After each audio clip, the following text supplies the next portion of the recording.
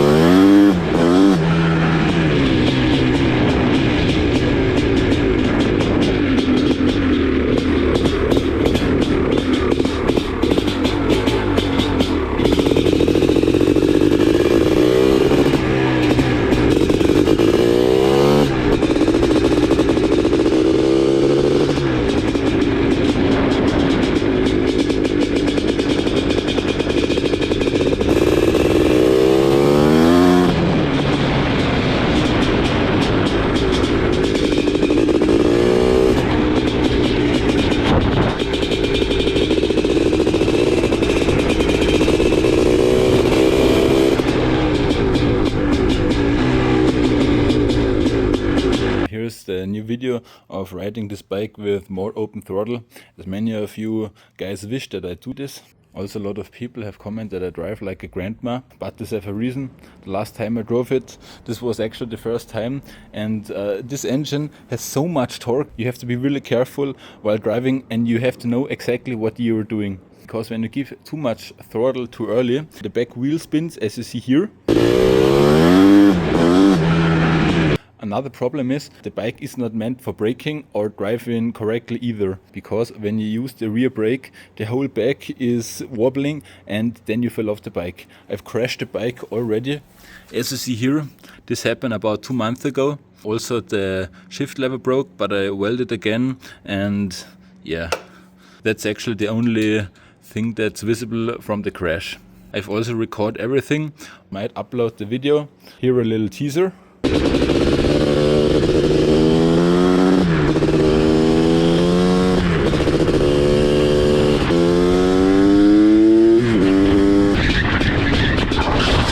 The bike itself is really hard to ride. The two biggest problems are those tiny wheels, and this angle of the front fork is at a very bad angle.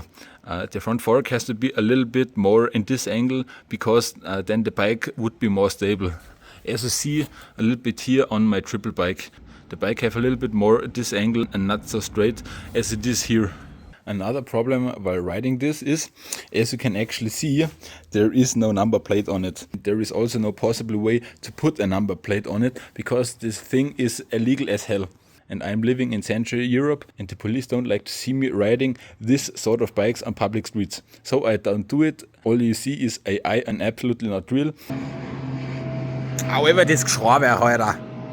Another problem that came up is the engine just dies while riding, and I don't know exactly why it does that, but it's very bad, because I've tried literally half an hour to start the shit engine.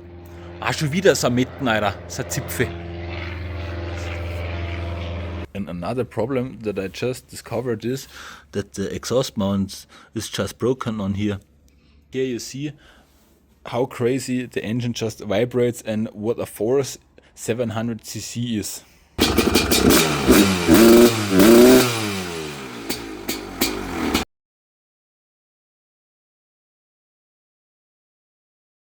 Now it's autumn, and I think I'm going to put out the engine and use the cylinder for my next project, which is the 1400cc two-stroke V-twin. You can see the second 700cc two-stroke engine disassembled. Here you can see the piston. And I think very soon I'm going to put out this engine and use the cylinder and crankshaft for my new motorcycle. And for those who are curious what is going to happen with the whole bike after I'm finished making my own motorcycle, I think I'm going to put this engine, which is currently in pieces lying around in here, I'm going to put this engine back together and put it in the frame again. And this engine, which is in here, I want to keep and build a street legal supermoto or cross motorcycle, which I can legally drive on the public street and also make more content while driving. This engine in this frame looks absolutely crazy, but you have to be really careful while driving it. In the future, when I have enough money, I can buy the cylinders and the crankshaft and putting it back together again.